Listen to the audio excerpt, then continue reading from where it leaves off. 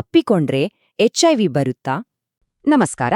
ಬನ್ನಿ ಇವತ್ತು ನಾವು ತುಂಬಾನೇ ಮುಖ್ಯವಾದ ಒಂದು ವಿಷಯದ ಬಗ್ಗೆ ಮಾತಾಡೋಣ. ಅದೇ ಎಚ್ಐವಿ. ಇದು ಹೇಗೆ ಹರಡುತ್ತೆ ಅನ್ನೋದ್ರ ಬಗ್ಗೆ ಸರಿಯಾದ ಮಾಹಿತಿ ಸಿಕ್ಬಿಟ್ರೆ ಸಾಕು, ದಶಕಗಳಿಂದ ನಮ್ಮಲ್ಲಿರೋ ಭಯ, ಕಳಂಕ ಎಲ್ಲವನ್ನೂ ದೂರ ಮಾಡಬಹುದು. ಸರಿ, ಹಾಗಿದ್ರೆ ನೇರವಾಗಿ ವಿಷಯಕ್ಕೆ ಬಂದ್ಬಿಡೋಣ ಅಲ್ವಾ? ಬಹುಶಃ ನಮ್ಮೆಲ್ಲರ ಮನಸ್ಸಲ್ಲೂ ಒಂದ್ಸಲನಾದ್ರೂ ಬಂದಿರೋ ಪ್ರಶ್ನೆ ಇದು. ಈ ಪ್ರಶ್ನೆಯಿಂದನೇ ಶುರು ಮಾಡೋಣ. ಅಪ್ಪಿಕೊಂಡ್ರೆ ಎಚ್ಐವಿ ಬರುತ್ತಾ? ಇದಕ್ಕೆ ಉತ್ತರ ಒಂದೇ ವಾಕ್ಯದಲ್ಲಿ ಹೇಳೋದಾದ್ರೆ ಖಂಡಿತ ಇಲ್ಲ. ನೋಡಿ, ಈ ಒಂದು ಸಣ್ಣ ಉತ್ತರದಲ್ಲೇ ಎಷ್ಟೊಂದು ತಪ್ಪು ಕಲ್ಪನೆಗಳಿಗೆ ತೆರೆ ಬೀಳುತ್ತೆ. ಬನ್ನಿ ಇದ್ರ ಬಗ್ಗೆ ಇನ್ನೂ ಮಾತಾಡೋಣ.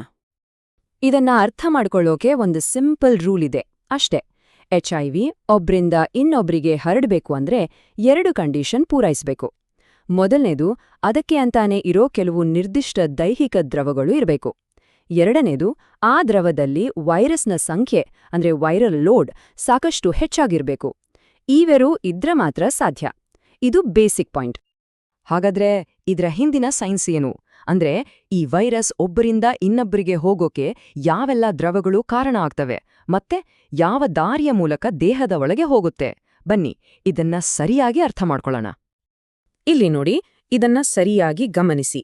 ವೈರಸ್ ಹರಡೋ ಶಕ್ತಿ ಇರೋದು ಕೇವಲ ಈ 5 ದೈಹಿಕ ದ್ರವಗಳಿಗೆ ಮಾತ್ರ.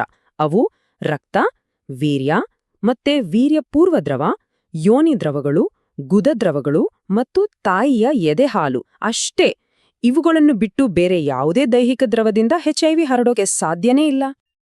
ಓಕೆ, ಈ ದ್ರವಗಳು ಸೋಂಕನ್ನು ಉಂಟು ಮಾಡಬೇಕು ಅಂದ್ರೆ ಅವು ದೇಹದ ಒಳಗೆ ಹೋಗ್ಬೇಕಲ್ವಾ?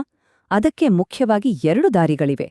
ಒಂದು ನಮ್ಮ ಗುದ, ಯೋನಿ, ಶಿಶ್ನ ಅಥವಾ ಬಾಯಲ್ಲಿರೋ ತುಂಬಾ ಸೂಕ್ಷ್ಮವಾದ ಚರ್ಮ ಅಂದ್ರೆ ಲೋಳೆ ಪೊರೆಗಳ ಮೂಲಕ. ಇನ್ನೊಂದು ದಾರಿ ಅಂದ್ರೆ ನೇರವಾಗಿ ರಕ್ತಕ್ಕೆ ಸೇರ್ಕೊಳ್ಳೋದು. ಉದಾಹರಣೆಗೆ ಏನಾದ್ರೂ ಗಾಯ ಆಗಿದ್ರೆ ಅಥವಾ ಇಂಜೆಕ್ಷನ್ ಮೂಲಕ. ಸರಿ, ವೈರಸ್ ಹೇಗೆ ದೇಹದ ಒಳಗೆ ಬರುತ್ತೆ ಅಂತ ಗೊತ್ತಾಯ್ತು. ಈಗ ನಿಜ ಜೀವನದಲ್ಲಿ ಯಾವೆಲ್ಲ ಸಂದರ್ಭಗಳಲ್ಲಿ ಇದು ಹೆಚ್ಚಾಗಿ ಹರಡುತ್ತೆ ಅನ್ನೋದನ್ನ ನೋಡೋಣ.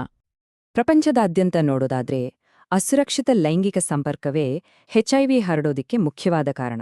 ಅದ್ರ ಜೊತೆಗೆ ಸೋಂಕಿತರು ಬಳಸಿದ ಇಂಜೆಕ್ಷನ್ ಸೂಜಿಗಳನ್ನ ಶೇರ್ ಮಾಡ್ಕೊಳ್ಳೋದು, ಆಮೇಲೆ ತಾಯಿಯಿಂದ ಮಗುವಿಗೆ ಅಂದ್ರೆ ಗರ್ಭಿಣಿಯಾಗಿದ್ದಾಗ, ಹೆರಿಗೆ ಟೈಮ್ನಲ್ಲಿ ಅಥವಾ ಹಾಲು ಕುಡಿಸುವಾಗ ಹರಡೋದು ಕೂಡ ಪ್ರಮುಖ ವಿಧಾನಗಳು.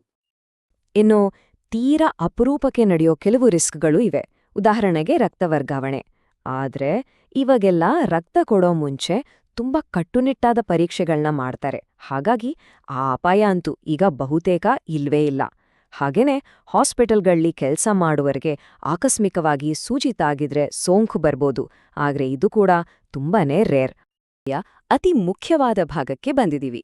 ಎಚ್ಐವಿ ಹೇಗೆ ಹರಡುತ್ತೆ ಅನ್ನೋದ್ಕಿಂತ ಹೇಗೆ ಹರಡಲ್ಲ ಅಂತ ತಿಳ್ಕೊಳ್ಳೋದು ಇನ್ನೂ ಮುಖ್ಯ.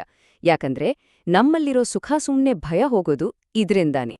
ಮೊಟ್ಟಮೊದಲನೇದಾಡಿ ಮತ್ತು ತುಂಬಾನೇ ಮುಖ್ಯವಾದ ವಿಷಯ ಅಂದ್ರೆ ದಿನನಿತ್ಯದ ಸಂಪರ್ಕದಿಂದ, ಅಂದ್ರೆ ಅಪ್ಪುಕೊಳ್ಳೋದ್ರಿಂದ, ಶೇಕ್ ಹ್ಯಾಂಡ್ ಮಾಡೋದ್ರಿಂದ ಅಥವಾ ಅವ್ರ ಜೊತೆ ಕೂತು ಮಾತಾಡೋದ್ರಿಂದ ಎಚ್ಐವಿ ಖಂಡಿತವಾಗಿಯೂ ಹರಡೋದಿಲ್ಲ. ಹಾಗೇನೆ ಒಂದೇ ಪ್ಲೇಟ್ನಲ್ಲಿ ಊಟ ಮಾಡಿದ್ರೆ, ಒಂದೇ ಗ್ಲಾಸ್ನಲ್ಲಿ ನೀರು ಕುಡಿದ್ರೆ ಅದರಿಂದಲೂ ಇದು ಹರಡಲ್ಲ. ನೆನ್ಪಿಟ್ಕೊಳ್ಳಿ, ಇದು ಊಟ, ತಿಂಡಿ ಅಥವಾ ನೀರಿಂದ ಹರಡೋ ಕಾಯಿಲೆ ಅಲ್ಲವೇ ಅಲ್ಲ. ಆಮೇಲೆ ಪಬ್ಲಿಕ್ ಟಾಯ್ಲೆಟ್ ಸೀಟ್ಗಳಿಂದ ಎಚ್ಐವಿ ಹರಡುತ್ತೆ ಅನ್ನೋದಿದೆಯಲ್ಲ, ಅದು ಶುದ್ಧ ಸುಳ್ಳು. ಒಂದು ದೊಡ್ಡ ತಪ್ಪು ಕಲ್ಪನೆ ಅಷ್ಟೇ. ಅದರಿಂದ ಯಾವ ಅಪಾಯನೂ ಇಲ್ಲ. ಇಂಟ್ರೆಸ್ಟಿಂಗ್ ವಿಷಯ ಅಂದ್ರೆ ಸೊಳ್ಳೆಗಳು ಡೆಂಗ್ಯೂ, ಮಲೇರಿಯಾ ತರಹದ ಕಾಯಿಲೆಗಳನ್ನ ಹರಡಬಹುದು, ನಿಜ. ಆದ್ರೆ ಅವು ಎಚ್ಐವಿ ವೈರಸ್ ಅನ್ನು ಒಬ್ಬರಿಂದ ಇನ್ನೊಬ್ಬರಿಗೆ ಕೊಂಡೊಯ್ಯಕ್ಕೆ ಆಗಲ್ಲ. ಸೊ ಯಾವುದೇ ಕೀಟಗಳಿಂದ ಇದು ಹರಡೋದಿಲ್ಲ. ಜೊಲ್ಲು, ಕಣ್ಣೀರು ಅಥವಾ ಬೆವರಿಂದ ಎಚ್ಐವಿ ಹರಡುತ್ತಾ? ಇಲ್ಲ. ಯಾಕಂದ್ರೆ ಈ ದ್ರವಗಳಲ್ಲಿ ವೈರಸ್ನ ಪ್ರಮಾಣ ಇನ್ಫೆಕ್ಷನ್ ಮಾಡೋದಕ್ ಆಗದಷ್ಟು ಅಂದ್ರೆ ತೀರಾ ಕಡಿಮೆ ಇರುತ್ತೆ. ಒಂದ್ವೇಳೆ ಇವುಗಳಲ್ಲಿ ರಕ್ತನೇನಾದ್ರೂ ಸ್ಪಷ್ಟವಾಗಿ ಕಾಣಿಸೋ ಥರ ಬೆರೆತಿದ್ರೆ ಆಗ ಒಂದು ಸಣ್ಣ ರಿಸ್ಕ್ ಇರ್ಬೋದು. ಆದ್ರೆ ನಿಜ ಜೀವನದಲ್ಲಿ ಹಾಗಾಗೋದು ತೀರಾ ಅಪರೂಪ. ಕೊನೆಯದಾಗಿ ಮತ್ತೊಮ್ಮೆ ಸ್ಪಷ್ಟಪಡಿಸೋದಾದ್ರೆ ಇದು ಗಾಳಿಯಿಂದ ಹರಡೋ ವೈರಸ್ ಅಲ್ಲವೇ ಅಲ್ಲ. ಅಂದ್ರೆ ಕೆಮ್ಮಿದ್ರೆ, ಸೀನಿದ್ರೆ ಅಥವಾ ಒಂದೇ ರೂಮ್ನಲ್ಲಿ ಉಸಿರಾಡ್ರೆ ಇದರಿಂದ ಹರಡೋ ಚಾನ್ಸೇ ಇಲ್ಲ. ಇಲ್ಲಿವರೆಗೆ ಎಚ್ಐವಿ ಹೇಗೆ ಹರಡುತ್ತೆ, ಹೇಗೆ ಹರಡಲ್ಲ ಅಂತ ನೋಡಿದ್ವಿ. ಸರಿ, ಈಗ ಎಚ್ಐವಿ ತಡೆಗಟ್ಟೋ ವಿಷಯದಲ್ಲಿ ಒಂದು ಅದ್ಭುತವಾದ ವೈಜ್ಞಾನಿಕ ಬೆಳವಣಿಗೆಯಾಗಿದೆ. ಇದನ್ನು ನಾವು ಗೇಮ್ ಚೇಂಜರ್ ಅಂತಾನೆ ಕರಿಬಹುದು. ಇದು ಎಚ್ಐವಿ ಬಗ್ಗೆ ನಮ್ಮ ಯೋಚನಾ ಲಹರಿಯನ್ನೇ ಬದಲಾಯಿಸ್ಬಿಟ್ಟಿದೆ. ಹಾಗಾದ್ರೆ ಈ ಆಧುನಿಕ ಚಿಕಿತ್ಸೆಗಳು ಬಂದ ಮೇಲೆ ವೈರಸ್ ಹರಡುವಿಕೆಯ ಬಗ್ಗೆ ನಮ್ಮ ತಿಳುವಳಿಕೆ ಹೇಗೆಲ್ಲ ಬದಲಾಗಿದೆ? ಇದೊಂದು ತುಂಬಾನೇ ಇಂಪಾರ್ಟೆಂಟ್ ಪ್ರಶ್ನೆ. ಉತ್ತರ ಒಂದೇ ಒಂದು ಪವರ್ಫುಲ್ ವಾಕ್ಯದಲ್ಲಿದೆ. Undetectable is equal to untransmittable. ಅಂದರೆ ಪತ್ತೆ ಹಚ್ಚಲಾಗದ್ದು ಇಸ್ ಈಕ್ವಲ್ ಟು ಹರಡಲಾಗದ್ದು. ಇದನ್ನ U is equal to U ಅಂತಾನೂ ಹೇಳ್ತಾರೆ. ಇದರ ಅರ್ಥ ಏನು ಗೊತ್ತಾ? ತುಂಬಾನೇ ಸಿಂಪಲ್.